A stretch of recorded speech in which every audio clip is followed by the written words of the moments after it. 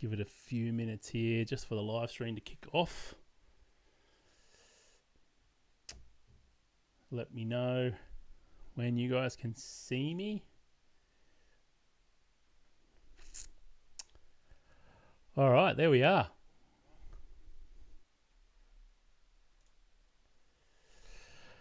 How's the audio and the video, guys? Looking okay? I can see there's a touch lag there.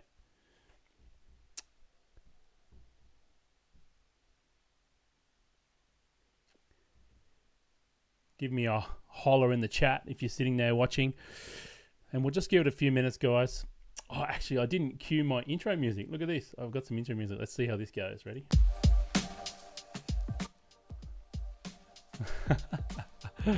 Got some background music just for a little bit. Yay! Hey, Renee. There's a little bit of a delay I can see, but that's okay. We'll work with it. We're here in Australia and the internet's not the best. Can you hear the music now? A little bit of background music while we get this thing going. Good. Awesome. So great you guys could join me, and I understand, you know, things are crazy at the moment. The world is crazy, and these live streams, we're not going to focus on that, guys. We're going to focus on your creativity. We're going to focus on your photography, of course, and that's the real reason we're here together. And guys, this is my first live stream, so please forgive me if we have any technical issues. Hey, Jocelyn, how are you, bud? Nice. This is fun. This is so cool hanging out with you guys. All right, let's turn the music off. All right, so basically the preface behind these live streams, guys, is initially when around Christmas I had the idea of live streaming, and I've been slowly building up my equipment and software ready to make this happen. And unfortunately, you know, the fire season really started to kick off for me, and I spent 3 months basically traveling every week. And then of course, you know, everything's happened in the world at the moment with the coronavirus.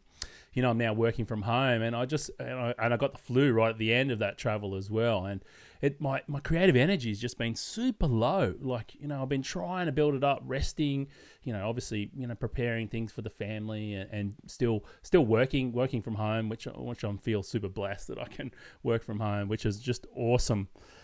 Hey there, Jeff. It's awesome to have you, mate. No worries. No worries. While we're going along, guys, if you do have any questions, please pop them in the chat. If you rock up and want to say hello, I'd love to hear from you. Let me know if there's any technical issues too, if something happens to the video or anything like that. Hey, Peter, awesome to have you here. This is awesome. I love getting together with you guys. I mean, I've been loving the community, and for you guys who aren't part of the community, we'll talk about that a little bit later. But this live stream thing, I think, is something a little bit special, particularly at times like this. It's super important for us creative people to get together and hang out. You know, it's super important for our energy. I call it creative energy, and really, it's energy in general. You know, it's the way you feel. You know, if you're feeling down and negative and unhappy, when you go to pick up the camera, you just don't feel inspired. You don't feel that creative energy, and I think that's why these jumping together like this is going to be something special. All right, so that's basically it. And not only that, guys, this really helps me as well. You know, this is building up my creative energy, so you know I can keep helping you guys and move forward. You know, with our photography together. Awesome. So if anyone has any questions, please just pop them in and I'll answer them as we go. So I have a couple of things that I wanted to talk about. And a couple of, and I think it's Jocelyn mentioned here, hi, Jane. No, you didn't miss it. We're still going, Jane. Welcome. Didn't miss a thing. We're here. Lovely New Zealand, awesome part of the world. That'll be definitely on my cards to get to once the travel restrictions and that lift. I'm hanging out to get back to NZ. It's been a few years now, so maybe I'll come visit. All right, so what was I saying? Oh, yeah. I lost my train of thought. I was thinking about New Zealand and amazing photos. Anyway, that's a really good segue, because the question I had, I think it was from Nolene or Narelle. Might have been Nolene. And Nolene mentioned that she was asking about Aperture Priority, and basically for those of you I'll just go over the basics anyway. I know a lot of you understand this already. Okay, so you have different shooting modes on your camera. You have great. You have manual, and you have aperture priority and shutter priority. Okay, so with landscape and nature photography, I remember when I started, I actually, like a lot of people, I found Trey Raycliffe back in the day. It must have been, 2010 or super early on in his journey. And, I remember I was bracketing everything, HDRing everything, shooting in aperture priority. And that's basically how I rolled for a very long time, because the problem with that, HDR is fine, okay, and it has its uses, all right. But the problem with that, it makes you a lazy photographer, and it starts to limit your creativity, okay? Because exposure is a creative choice. Not a lot of people know that. Just like white balance, just like depth of field, if you're shooting depth of field, it can be a creative choice, okay? So underexposing things slightly, overexposing, so high key and low key, it can be a creative choice, okay? And when you're in aperture priority, you don't have that control like you normally would over your camera, all right? But the thing is, what you do have is exposure compensation. And I know the other day, I was going to say, Andrew asked about exposure compensation. But at that point, if you're using aperture priority where, if you know anything about aperture priority, you got your exposure triangle, you've got aperture, shutter speed, ISO that make up your exposure triangle. And what you can do is you can put your camera in something like aperture priority, choose the aperture, and your camera will choose the shutter speed that will best balance the histogram, balance your exposure given what your ISO is. Okay, so you're giving up some of that creative control, all right? So what happens when you do that, and I've lost my train of thought now because I've been thinking about New Zealand, but what happens when you do that is then you're letting your camera choose your exposure for everything, all right? And then the only way to dial in, say, your meter, which is what decides the exposure in your camera, the only way to dial in any changes to that, because if I move my ISO, it's just going to change the shutter speed. If I move my aperture, it's just going to change the shutter speed. So your exposure stays the same the whole time. I want to show the Milky Way. Yeah, okay, we'll talk about that in a second. I'll just finish this rant because I'll get sidetracked. I know me. We get on the Milky Ways. So what happens is, and your exposure doesn't change.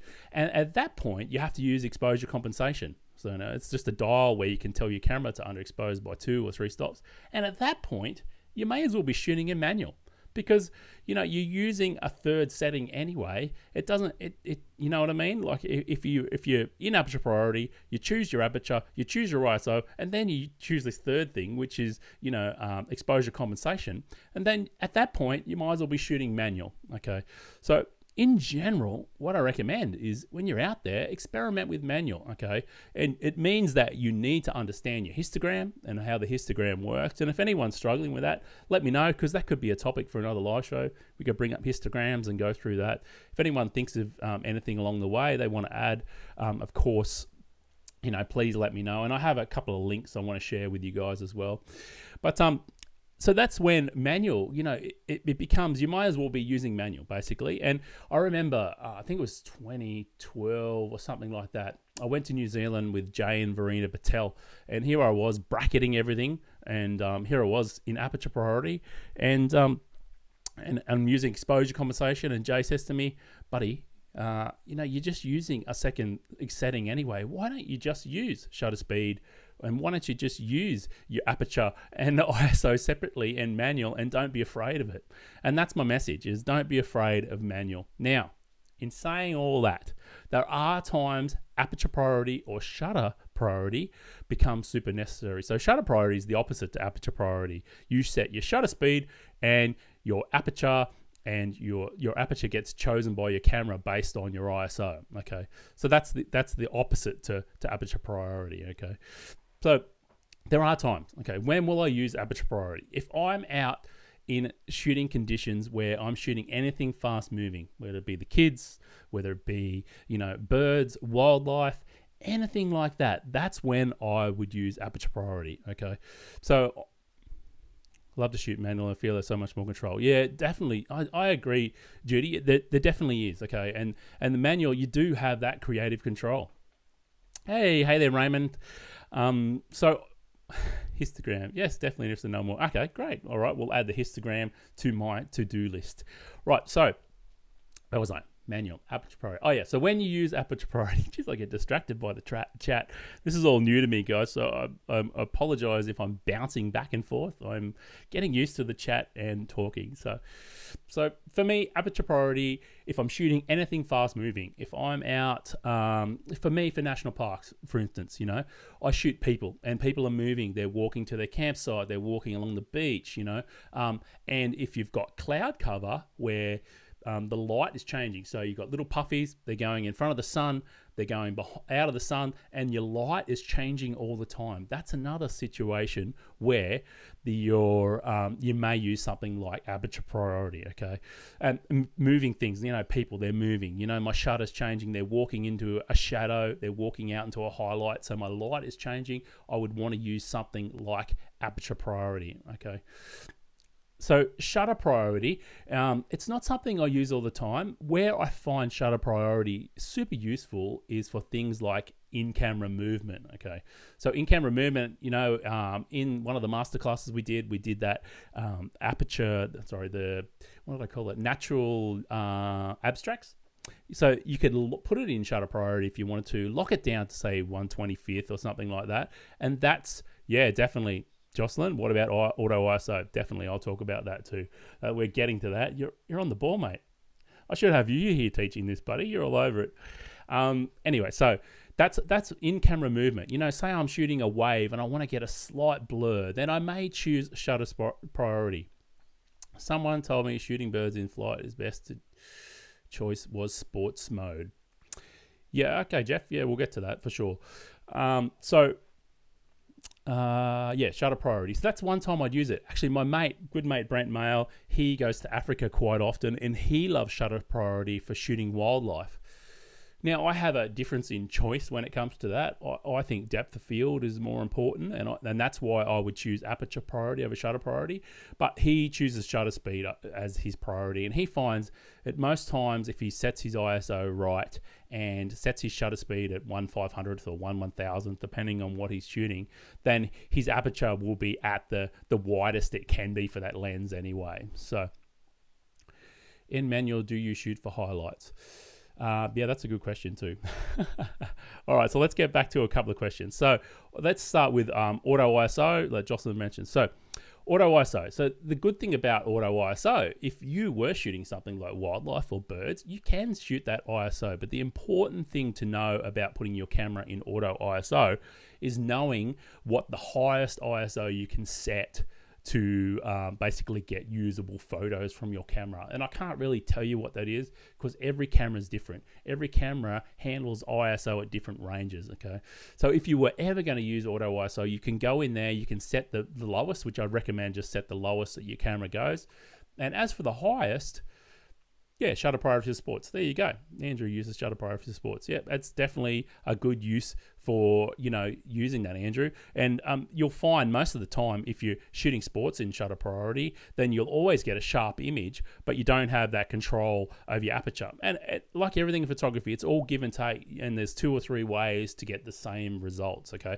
If I was shooting sport in aperture priority, then I would have to keep an eye on that, my shutter speed, okay? Making sure it's not getting too slow. Whereas you're not so worried about depth of field, you're just worried about getting that sharp photo, so it's fine for sports, okay? So auto ISO, and by the way, welcome Andrew, and welcome Richard too. So the good thing about auto ISO, once you know that higher level, you can set that, and then you've got 2 sides of your triangle that you don't have to think about. So say I was in aperture priority, I've got my aperture and my ISO, and then I choose the aperture, the camera's choosing the ISO, and the camera was also choosing the shutter speed, okay? And vice versa for shutter priority. The camera, you set the shutter, the camera's choosing the aperture and the ISO. So there are times it is useful, okay? I suppose that we'll get to it. Let's get to a couple of the questions. I know Jane asked about the Milky Way for infinity.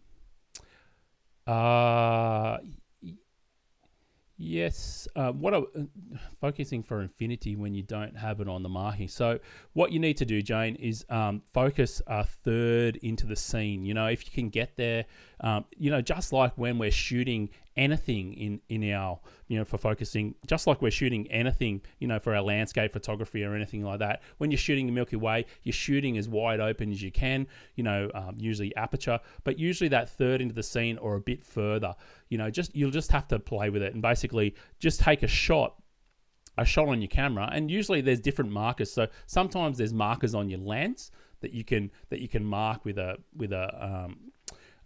bit of liquid paper or something like that. Or sometimes there's in your camera, like my Sony's, they have a little bar that comes up and you can see where the focus is in the range. Okay, and once you work out where affinity is with your lens during the daylight, you just set that during the night. I hope that makes sense. That was a bit all over the place, but and then you just set that for the nighttime, and you'll know everything will be nice and sharp. And of course, once you take your first shot, doesn't matter what you're doing, guys. Super important, because focus is something we can't fix in post. Okay, super important. Whenever you take your first shot, is to bring up that live view, zoom in 100%, and zoom around and make sure everything is nice and sharp. So, all right, let's keep going down. Histogram, Peter said, auto ISO. Somebody told me that shooting birds in flight, the best choice was sports mode. So, Jeff, sports mode is just like, other settings, in your camera. It's just like being in auto mode on your camera. It's one of those auto modes that your camera can choose. And yes, you'll probably get usable images from something like sports mode, which is like an auto mode in your camera, okay, for fast moving things, okay. But I would recommend that you try something like shutter priority, like Andrew mentioned, or aperture priority, and that's going to help you, develop your skills with your camera and get used to using your camera in those modes where you have to think a little bit more. Of course, if you're out hiking the trail and a bird flies in and you go, oh, my camera's set up for landscape and I quickly want to move it to something where I know I can just get a shot. Of course, use those auto modes, use your camera. If you've just got to put it in sports mode quickly to get the shot, do it. But I'd recommend learning, either aperture or shutter priority, whichever way you choose to shoot your fast moving objects like birds, okay? Richard asks, in manual, do you shoot for highlights? Yes, definitely. So what happens in all my photographs now, Richard, is I'll hardly ever take a bracket. So if I know my camera, I can underexpose by at least a stop or a stop and a half, okay? And I know if I underexpose that much and my highlights haven't blown out, I'll know that I'll be able to recover the shadows and also detail in the highlights. And every camera is different. The dynamic range of your camera is something that you need to learn about and understand. It's something that's no worries, Jeff, all good, buddy. It's something that you need to slightly work out. What is doing a challenge like we did last fall. What did we do last fall? Have to remind me what we did, Judy. I can't remember what we did that challenge. Was that a post-processing challenge?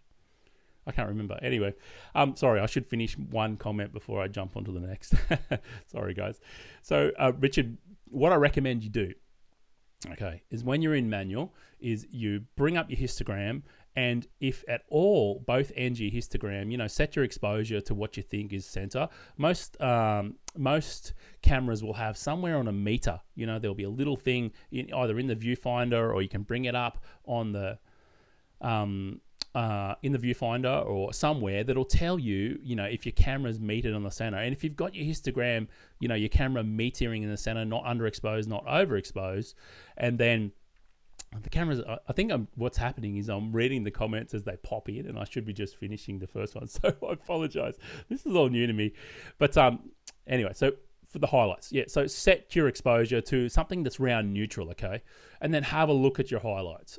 Are they overexposed? Is the histogram pushing up? And I know it's probably opposite on the camera, but for me, it's if your histogram is pushing up to the right, then it's probably overexposed. If the histogram is pushing up to the left, it's underexposed, okay?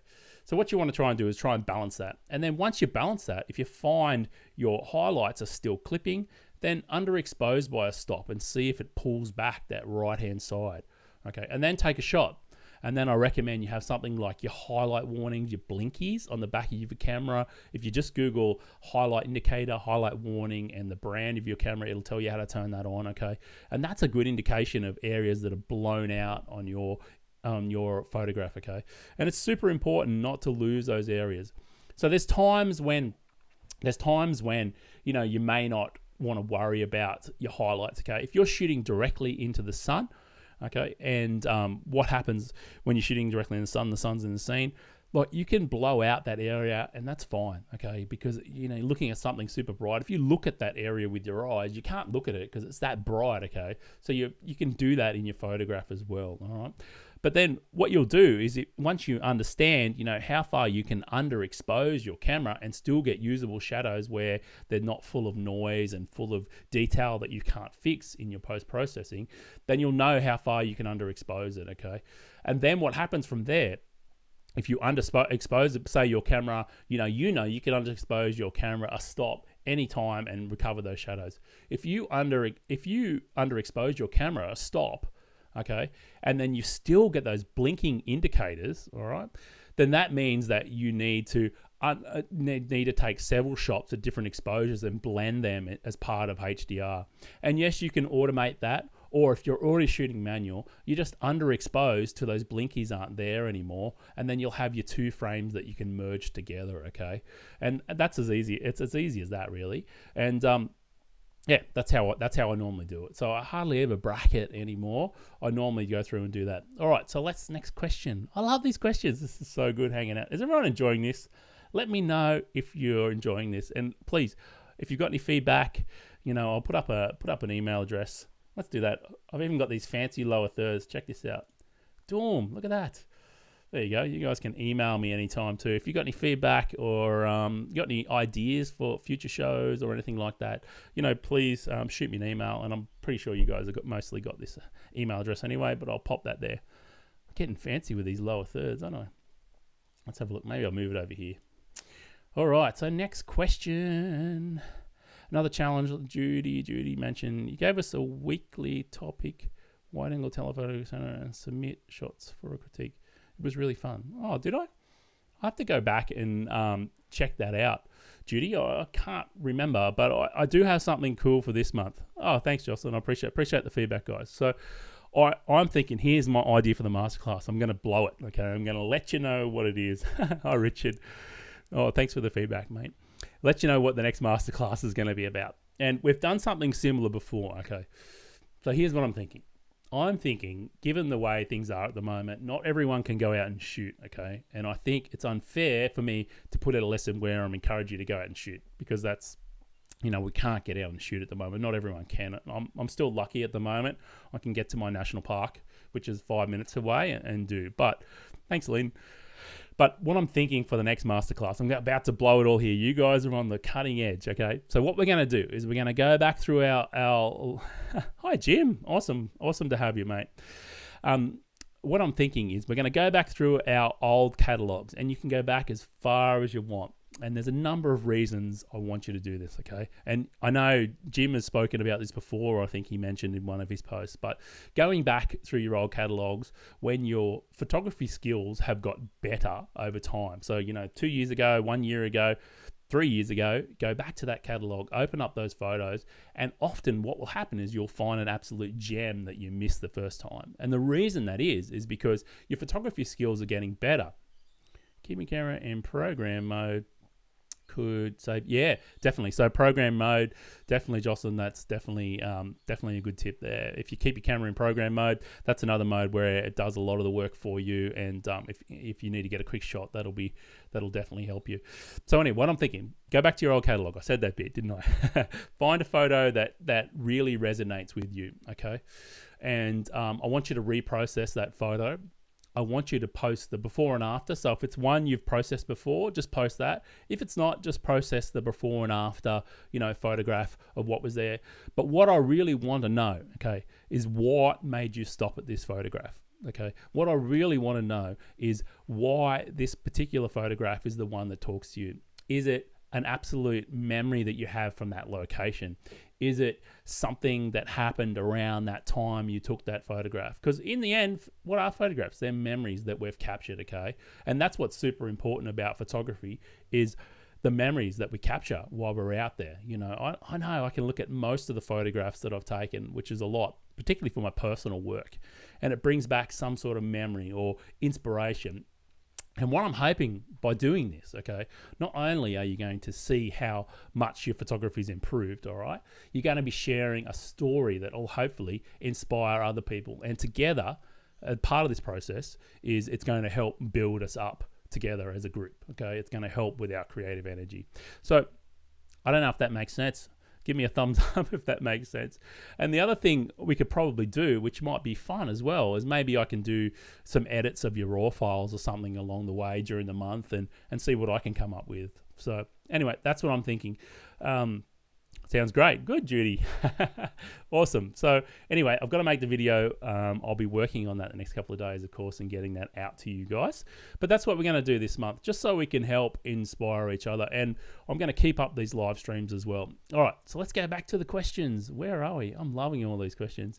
Will you come to Disneyland? You do a workshop for us, and we can come out and shoot with you. Yeah, sure, Jane. I think photo tours are definitely something in the future. Jocelyn's in, great. Raymond, for sure, awesome. So I think photo tours are something that will happen in the future, and I want to call them. I don't want to call them. Yeah, Renee's in, awesome. And I think Tim's here too. Welcome, Tim. Welcome. And Judy's in. Great. All right, so I think photo tours are definitely in the future for me in 3 colors, and I want to call them a photo tour because they're going to be more than a workshop. I want to go and create memories with a small group of people, and that's definitely something, you know, that I'm thinking about. Don't know where that's going to start. Haven't got any plans yet for anything, but it's definitely something I want to do in the future. And I want to keep it quite small and intimate, you know, and that's not to rule people out, and also keep it as cost effective as I can, you know, because for me, it's just, you know, if I can cover my travel and I can come and spend time with people and help them with their photography face to face, that's perfect. So definitely, you know, photo tours, I'm going to call them, not workshops, because it's a tour, and is something that I am considering in the future. All right, other questions. I've got to scroll all the way back up. Andrew said, sports mode, aperture, manual, auto. So what do you think? Another way to shoot sports is aperture, manual, shutter. Yeah, definitely, Andrew. That's definitely a way to shoot sports. Count me in. Awesome. I heard the keep programmer. We answered that one. We did that one. Yep, we answered drop. Awesome. So yeah, that's about all I had at the moment, guys. I've got a question, I think, and we can talk about it. You guys want to hang out a bit longer? I've got a bit more time. Does everyone want to hang out a bit longer? Let me know, because I have got a bit more time. I believe Andrew is thinking about getting a new camera, the new Canon EOS R or something, whatever it's called. I don't know what it's called. Sorry, I don't know. I'm not super techie. I don't keep up with all the camera names, but we could talk about lenses if you want. Let me know if you want to talk about lenses. For sure. Andrew wants to talk about lenses. Of course. Okay. Excuse me, I need a drink of water. Yeah, for sure, Jane. All right. I'll let you know if that ever happens. All right, Jim's in. All right. There's another Jane here. Hi, Jane. Yes. Raymond's here. Carry on. I haven't got my lenses out. Let me go grab my lenses. Yeah, sure. Jeff, ask your question about the previous masterclasses. Do that, and then I'll go and find some lenses. The waterfalls this month. What happens with the previous ones? Do you moderate, respond to them? Yes, so everyone here in the group, everyone who's part of the community, yes, I definitely go back. So the idea about the community, okay, guys, is yes, I try and recommend that you jump in and do one masterclass a month, but it doesn't have to be the latest one, okay? How do we hear about masterclasses? Oh, hey, Judy, if you send me an email at help@3colors.co and tell me that you're interested in about the community, I can have a chat to you about it through there if you like. Okay. For anyone who's in the chat who's interested in the Team 3CX community, that's our photography community where we learn about, what about gimbals for long? Gimbals. Okay. What would you say is the best lens? Some good questions. Yeah, but anyone who's interested in that, please just send me an email, help@3colors.co, and say, Johnny, I want to know more about the community and I can talk to you about that. Okay? All right, so Jeff, answering your question. So the reason that the community is set up the way it is, okay, is so you can go back at any stage and take a masterclass. So I might do this month's masterclass, but you might decide, nah, hey, I've only got time for one, which everyone's probably got a little bit more time for more than one masterclass at the moment. But if you didn't, you can go back and take any masterclass you want at any stage and put a photo down there and tag me, and I'll go back and give you feedback on that, okay? So long as everyone knows that. And the other thing I want to stress is, yes, I recommend you try and get one class done a month, but if you miss a month, don't stress, okay? It's not a problem. There's no absolute pressure. Life gets busy. The world's crazy at the moment. I understand. So please, that's the way it works. And something else that I'm working on, guys, that's going to happen is, I know my content is a bit all over the place. There's videos here and videos there, and I get questions about certain things. So I want to put together a learning hub for you guys. So say you go, man, I'm struggling with my vignettes, you can go to this learning hub and I'll have a video there about vignettes in Lightroom, which work with Camera Raw as well. So that's coming. It's something I'm working on. I think it'll be super helpful for people just to know they've got one place they can go to and get an answer to a question. Of course, you can always ask me, but sometimes it's really nice to have a place where you can go to yourself and get an answer straight away if you just watch a quick video. So the more content I produce, and some of my older courses will be sunsetting those pretty soon. We might all do one a week. Uncle, that's fine. If you want to do one a week, do one a week. That's fine. That's fine. That's more time for us to hang out, more time to do it. So, good. All right. So that's basically, I hope that answers your question, Jeff. Anyway, I know I got a bit sidetracked again, but yeah. Anyway, that's what I do. I get sidetracked. How do we hear about the masters? What about gimbals? Do you mean, Jim, can you explain what you mean by gimbals, buddy? I'm not sure what you mean by a gimbal. What do you mean by a gimbal? Just explain again, mate. I'm not sure. Do you mean, because I use a gimbal for video work, but I'm not sure what you mean by long lenses. It might be something I'm just not aware of, buddy. Long lenses, often we will put them on a monopod sometimes, for stability. If we're sort of running and gunning, shooting wildlife with a big 600mm or something. But yeah, please let me know. I'm not 100% sure. I'm going to move that over there. All right. So, lenses. Let's get on to lenses. I didn't get them out. Do you need to see the lenses? Or can I just talk about them? Do you know what I mean if I talked about them? Do you want me to get them out? I could get them out. They're behind me. It might be a little bit of noise and it'll take me a couple of minutes, but I can get them out. Or we can just talk about them. What do you think? Let me know. I had lovely pictures of beads. In which masterclass can I upload them?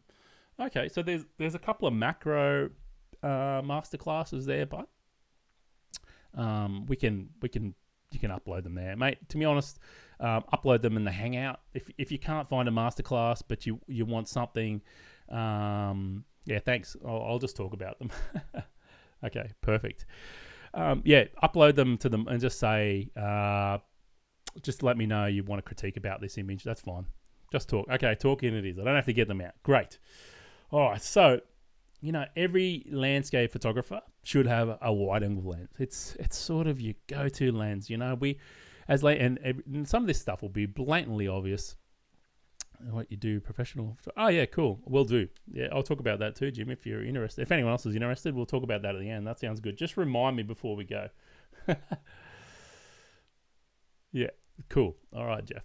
So when it comes to lenses, I would say basically my bread and butter. And guys, remember, I'm shooting on a full frame camera. Okay, so you'd need to work out what your equivalent would be on your crop or your micro four thirds, like who was it, Jane or someone said they're shooting a micro four thirds. Anyway, it doesn't matter.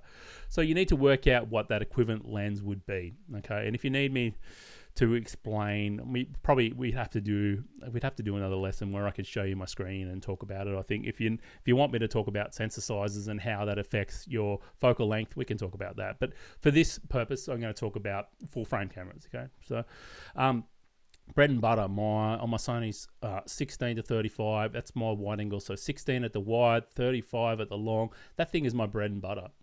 Now, back in the day, I had I think it was a 14 to 24. I had when my old Nikon system, okay, and that was a 2.8 lens. So that's the widest aperture that it'll open up to, okay? So the smallest number, the widest aperture. But these days, honestly, all my lenses are f4 lenses at the widest. Most of the time, as a landscape and nature photographer, we're shooting at f8, so we're shooting around that sweet spot, that f8 to f16. We're trying to get maximum depth of field, and around that sweet spot, we're not, unless the only time you'll need a wide-angle lens that's faster than f4, in my opinion, is if you're shooting astro. Because with astrophotography, you want to open your lens up as much as you can to let as much light in as possible so that you can lower your ISO and you don't have to use that higher ISO, which limits the noise in your photographs. But other than that, there's a couple of reasons why I like f4 lenses, okay? And one is it's so much lighter. It's like half the weight. Hi, Anne. How you going? It's half the weight. Yes, use that to support a big lens, but always fast moving for wildlife. Should I use my tripod? Yeah, for sure. So video, tripod, fine. I would recommend you look at a monopod for your big lenses, mate. Definitely, you can sort of balance them and you can move around a lot quicker with a monopod. So there's some good deals out there on monopods. I mean, I love anything from Really Right Stuff. I mean, yeah, they're not the cheapest. Not the cheapest gear, guys. I'd recommend they're not the cheapest, but I've had my Really Right Stuff tripod for I think 10 years, and it's been all over the world and salt and sand and mud, and it's still holding it together. So yeah, take care, Judy. All the best. Yeah, send me an email. Love to hear from you. All the best, Judy. Thanks for stopping by. See you next time. So yeah, wide-angle lens, that's why I choose f4. It's basically because the glass is a lot smaller. They don't need that bigger glass. And I just find, for me, the price point is cheaper. That's the other reason. And for me, where I've got to hike and walk, I just find the f4 lenses are absolutely fine. They're sharp edge to edge for me. If you were, so I said astro, the other reason you may think about, the higher end lenses that you pay a lot more for. And I'm not saying, don't buy those. If you've got your heart set on one, go ahead and get it if you're willing to lag that thing around. And of course, as you start to get your crop lenses and your micro four thirds, the lenses get smaller. It's not so much an issue when it comes to weight, just price. Okay, if you've got your heart set on something like a 2.8, then I would say, go ahead and get it. Get your faster lens if that's what you want. If you've got your heart set on it. But other than that, in general, you don't need it. Like I said, I never shoot mine at f4. I do for video. I'm starting to shoot shallower depth of field, but never do for photography ever. So it's not something I would do with my wide-angle lens. Okay. Quality difference. Look, mate, if you were printing massive prints from absolutely every photo you've taken, I'm sure someone out there will tell you that the 2.8 is slightly sharper. Okay. If you were doing that, like I'm talking, big, 40, 50 inch. I don't know how big that is. I got to talk in centimeters, like 1.5 meters sort of prints. If you're printing like massive prints, then yes. And if it was your livelihood selling prints like that, then I would say, sure, yeah, get the 2.8. It's probably going to be sharper. It's probably going to be better, but I wouldn't say it's necessary. Okay. Are you out of here, Jocelyn? Anyway, mate, catch you later if you're going. So the next lens I would put in my kit, okay, and here's where the decision comes, okay. The next lens is a 70 to 200, and the reason why I love my 70 to 200, not only is it great for taking portraits, it's an amazing portrait lens, but it's great for picking out those details in the landscape. And again, I've got the f4 version. It's way lighter. It's got to be half the weight of the 2.8, okay, and it's still super sharp, still super fast. Oh, okay, you're not going, you're just saying thanks about the lens. Okay, cool, man. It's still super fast, okay? And it's still perfect for picking out those details, all right? And I still use it at f4 for shooting, birds. And like you've seen some of my photographs in the masterclasses, that's with the f4 lens. So there's no need to spend, and it's like half the cost. I think the f4 is like over 3,000 here in the Sony, and it's like $1,600 for the f4 version. So the 2.8 is over 3,000, and the f4, like, is a massive difference in cost. And just that extra less weight on my back just makes a huge difference to me. So that's the reason. And the reason why, I know Andrew mentioned that he had the 24-70, which is the one that's sort of in between those two lenses. So if you think about it, my focal length without a 24-70 in my kit goes to 35, and then it starts at 70 again. So from 35 to 70, I'm missing that focal range. Okay, so you could put a fast 50 in your kit at that point to cover a bit of that focal range and to get that shallow depth of field. They're super cheap. The reason I would buy a 24-70 as a landscape and nature photographer, okay, this is the reason, okay, and this is the only reason I would. If I was someone who shot a lot of travel and street stuff, so you're walking around in a city, you're taking portraits, you're, doing things like that, I would say then, you might prioritize a 24-70 over, a 24-70 over your 70-200, okay? That's when you might prioritize it in that order. But for me, that's the only time. Like I know, David, you do lots of travel, mate. You do lots of walking around cities, and I've seen, and that may be the reason why you're going to prioritize that lens over a 70-200, okay? But that would be the only reason. If I was purely just a landscape and nature photographer, my lens selection would go, my wide angle, so the 16-35, my tele lens, my 70-200. And then from there, I would choose a macro over 24-70 because it just opens up another whole world of photography, once you've got that macro lens. And with those three lenses, you can pretty much do anything you need to do in landscape and nature photography. Obviously, if you want to go to Africa or shoot birds, and, we need to talk about a 400-600 or something from there. But in general, for landscape photos, and in general, you can get a fair bit done with those three lenses. That's what I recommend. So the 24-70, and by the way, for my work for national parks, when I'm shooting people, setting up, staging campgrounds and barbecues and staging things at accommodation, I will use my 24-70 a lot because I'm running and gunning. I'm shooting a lot, and the focal length is quite varied. Like the focal length is quite useful. But again, that's the same sort of situation if you were a traveler and you shoot a lot of city stuff. You want to get wide and shoot a monument, but you also want to get tight at 70 and shoot a portrait, okay? So that's the reason I would get that, Dave, and I hope that makes sense. Have we got any questions about that? And did I miss... Oh, there's a comment from Jane. Poor selection of lenses that fit mirrorless parallels. Should I get a DSLR? Not at all, Jane. So if you, and this is where I was talking about the equivalent lenses. So every lens that I spoke about, Jane, there's an equivalent for a micro four thirds camera, which I think your GX7 is, that Panasonic, isn't it? Or is it a, yeah, it is a micro four thirds. So there's an equivalent to a, great, thanks Jocelyn. There's an equivalent to, my 16-35 on my full frame, okay? There's an equivalent to that 24-70 and the 70-200, okay? So you just need to work out what they are. So in general, I should just talk about it because it's probably a little confusing, and some people know this, okay? So a full frame camera, so from your camera to what I was talking about, so if I was talking about a 24-70, and it's all got to do... Yeah, so, yeah, Renee, I'll finish this and then I'll talk about that for sure. I get confused. I get really distracted by the comments. I love seeing the new comments. It sort of makes me excited, but then I forget what I was talking about. Too funny. All right. Yeah, great, Andrew. I hope that makes sense, mate. So yeah, what I'm saying. There's an equivalent for your type of camera. So yours is a micro four thirds, which means your sensor size is half the size. So it's half the size of my full frame, my little figure. Hope that makes sense. Hey, Narelle. Oh, not late. Decided to pick up my phone. Oh, good. Oh, welcome, Narelle. Awesome to have you, as always. So yeah. So there'll be an equivalent lens in your... So what you need to do is you half... Basically, because the sensor size is half the size of a full frame, you half the size of those lenses I talked to you about, and that will be the equivalent. So if I talk about a 16-35, then an 8 to... Oh, man, this is going to get me now. It'd be like an 8-17 or an 8-18 or something like that.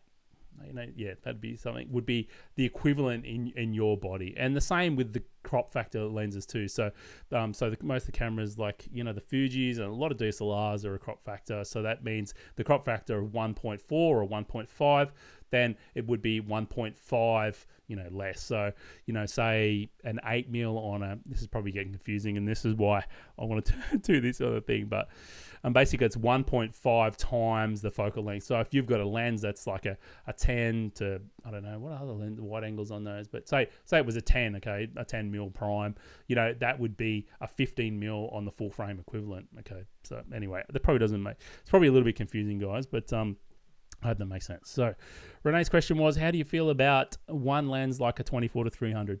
So again, that 24-300, that is a good walk around lens. There's nothing wrong with that. If you were going to a city and you didn't want to carry your full pack, or you're going somewhere where you didn't want to carry your full kit, 24-300 is going to give you heaps of versatility, okay? I actually had one for my Nikon kit. It was something I used as a walk around lens, and that would replace that 24-70. The limitations, and always, guys, when you go to a lens that's got more range, like a 24-300, you're giving up on quality, okay? And that means that, the f-stop for something like a 24-300 might be a 3.5 to 5.6. So meaning at 24mm, it'll be 3.5, and at some point during that focal range, it'll change to 5.6. So it might be at, 200mm, it changes to a 5.6 lens. So a couple of things, you lose quality with a lens like that in your photos. You lose quality, so sharpness normally, and you lose a bit of creative control over that depth of field, because that f-stop is changing in the focal length. But what you do gain is something that's super versatile. It means you don't have to carry 3 different lenses to get that same focal. Well, yeah, it would be 3 lenses in something a bit faster to get that same focal length. So, yes, very good. Oh, I've been talking a lot. I need someone else here to help me talk. I'm going to have a little drink. All right. Well, if there are any other questions, I think I've answered everything. If I've missed your question, please let me know. If there's anything you want me to cover, please let me know. Now's the time. We've been going for nearly, it's 40 minutes, 45 minutes or so. So now's a good time to bring that up. Something I wanted to let you guys know about is this page here, okay?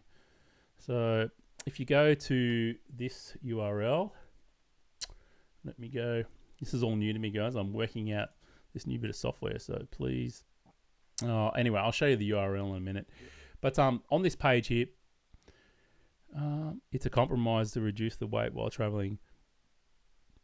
Yeah, exactly, mate. It's definitely a compromise. That's what you're doing. Mate, I can do them as often as you want.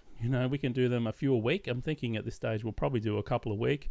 I wanted to show you this webpage, but if you guys have enjoyed this, please, send me an email, give me some feedback, and I'd love to hear from you, or anything we can change and do better. If YouTube is been a good platform for this, let me know as well, because hopefully we can look at other platforms as well. So, but anyway, I just wanted to show you this page here, guys. It's actually, I'll put the URL up in the moment. It's just 3colors.co/help. Okay, and what it is the reason I put this here. You can go ahead and submit your question here, okay? But the main thing I wanted to show you is here. If you're having trouble, you move from DSLR to mirrorless, what's the advantage? Yeah, okay, that's a good question, Andrew. I'll answer that after this. And I've got to finish this bit of talking before I go to the next question, so sorry. So this page here, guys, what you can do is you can fill out the form, okay, put your email address, your question that you've got, okay, as well as email me. You can email me as well at that address I'll put up again in a minute.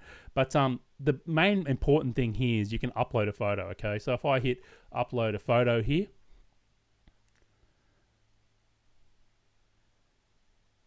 oh, June, you're here. Yay. Welcome, June. Yes, we're still here. And now you know how to do it. You'll be here for the next one. So welcome, June. So this part is where you can upload a file, okay? And what I want here is if you choose a files, okay, say I choose something from my downloads. Let's just choose something here. Let's choose a random photo. and just put your name and last name and email address in there and upload it, okay? And what that will give me, it'll give me two things. Put a question, something you're struggling with. If there's a photo that, you're looking at and you're not sure, you want me to process it live, we can do something like that even. If you just want some feedback, that's a place to do it. I just put this up just as a way of submitting, so you can give me your raw files if you want me to process them, and we can jump on live and process them and talk about them, and just let me know the problem you're having and upload the photo here. Preferably the raw file would be better, so I can jump through that. But so that's there, and I'll just bring back to me. So that's the email address if you want to email me there, and there's also this URL. That's it. So if you go to 3colors.co/help, that is where you can, that's this page here, the page I was showing you before, where you can submit your photo or question or whatever you want to do. Of course, community members, you can always jump into the Hangout and get me there, or any of the comment fields, and just tag me as always. Nothing's changed. It's just a way we can send me your raw files if you want me to edit them. And I thought that might be a fun thing to do in a live show as well. Cool. What other questions we have? Compromises. Oh, Andrew. So DSLR to mirrorless. Okay. The basic things. What's that website? So that website is the page I just spoke about, and you'll see down the bottom here, you'll see this 3colors.co/help. That's my website, 3colors, and that's the help page there, where you can go and add a photo and add a question, and we'll do something on the live show. We'll edit it or something live. That might be kind of fun. Tell us a little bit. Oh, that's right, Jim. Yeah, you did. Cool.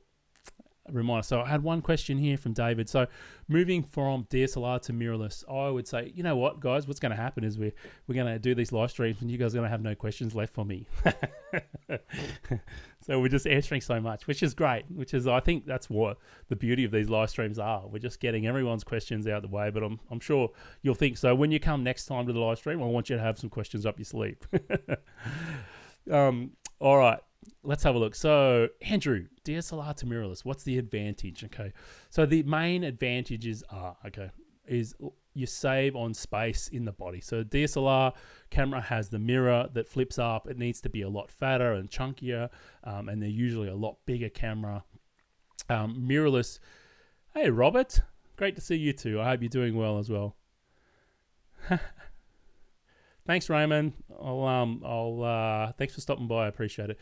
But anyway, so the main reasons is the lightness, Dave. You saved on light. And the other thing is you get an electric viewfinder, okay? So when I'm looking through the viewfinder, I'm looking at a little screen, okay?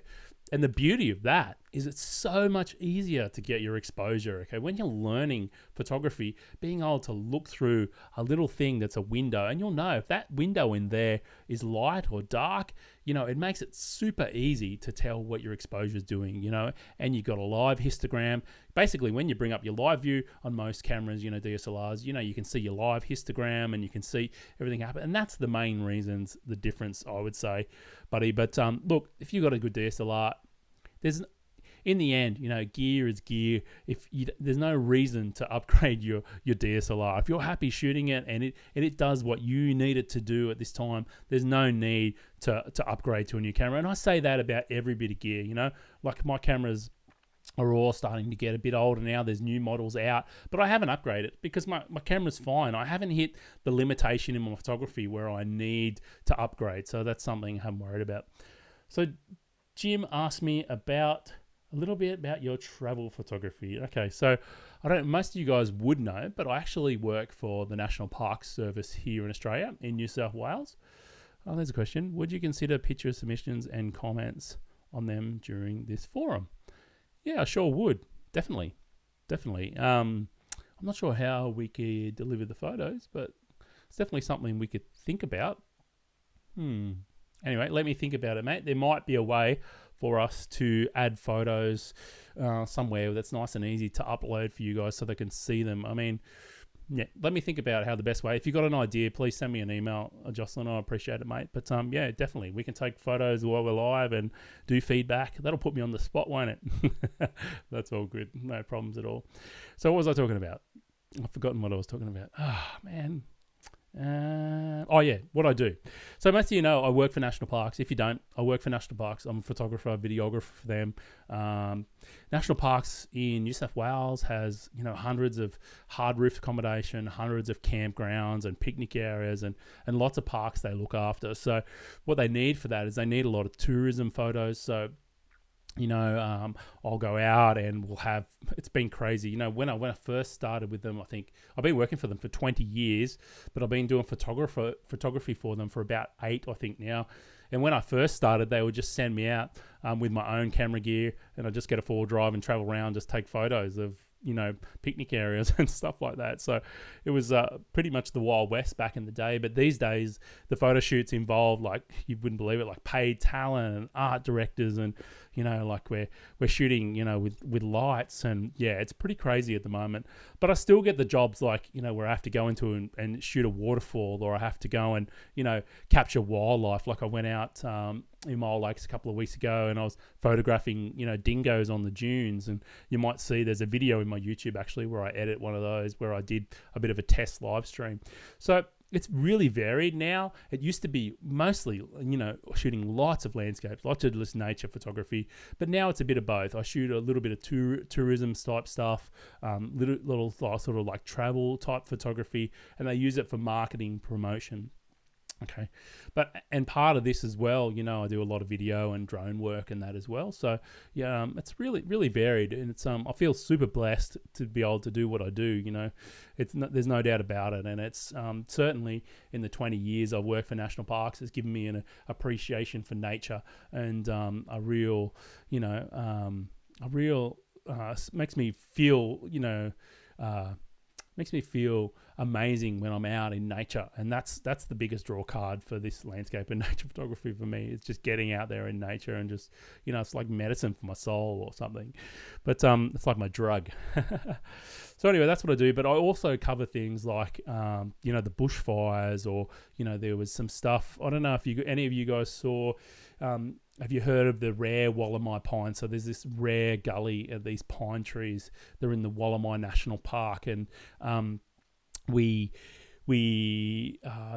firefighting crews got winched into them, and they saved them basically. And I was sent out there after the fact with the scientists. It's like the only place they grow in the world. It's like this prehistoric looking Wallamai trees. You may have seen these stories in traditional news, but anyway, we stopped the fire, and in the end, I went in with the scientists to photograph the aftermath, and it was like they winched me down from a helicopter. Like it was 150 foot from the top of the trees down. You're already in this massive slot canyon like this, okay, and the helicopter goes down, and then you're sent out the side just like you see the rescue helicopters, okay, and then they winch you down 150 foot into the bottom of this gully with my camera gear, and photograph the scientists doing their surveys and that like that, so they could release a story about how these magnificent trees were saved from the fire, because it's the only place they occur in the world. So kind of exciting. So I get to do things like that, which I'm super blessed. Like it's been on my bucket list for 20 years,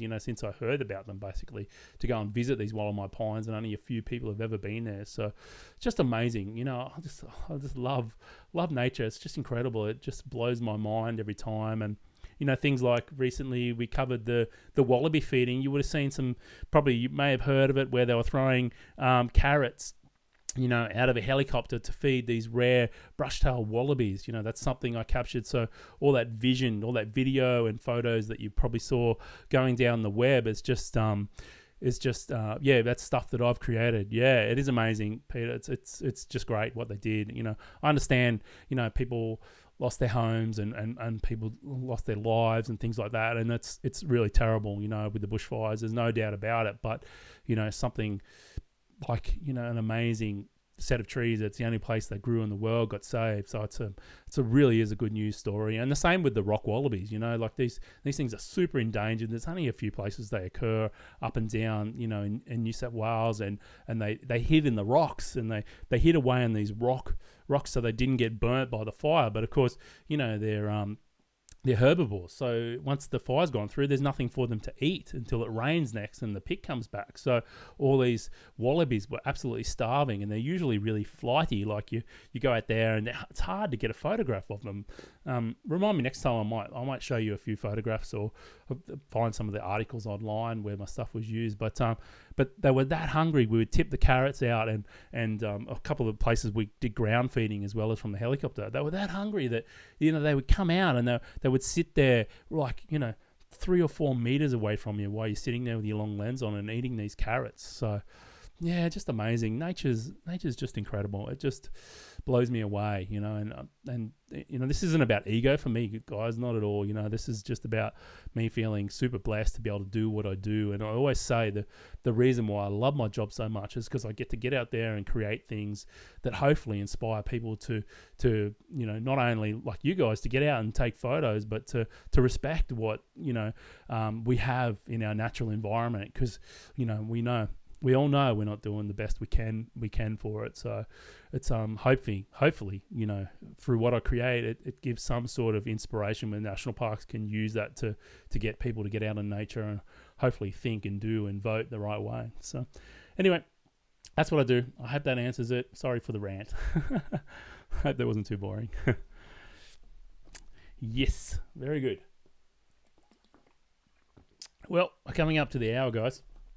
Unless there's any last minute questions, I really appreciate everyone stopping by.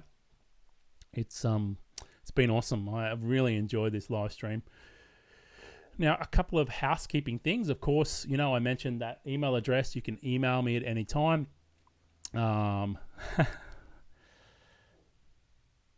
Yeah, thanks, Jeff. I really appreciate it, buddy. I really appreciate it.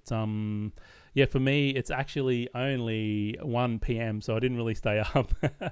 Thanks, Jocelyn. You see your body of work. Yeah, I can. Yeah, no worries, Renee. All good. I appreciate everyone stopping by. So a couple of housekeeping things. If you are on YouTube, and thanks, and I appreciate June dropping by. June, anyone who, if you want to share this video or, whatever, please share it around with your photography friends if you want them to come hang out with us next time. And just subscribe to my channel here on YouTube and hit the little bell as well. If you look for that, you can turn on notifications and that'll tell you when I'm going live. Now, would everyone still be happy for me to email them? Maybe I can set up a couple of live streams for the week and email them those times. I'm not sure. I don't want to obviously spam your inbox every time we're live.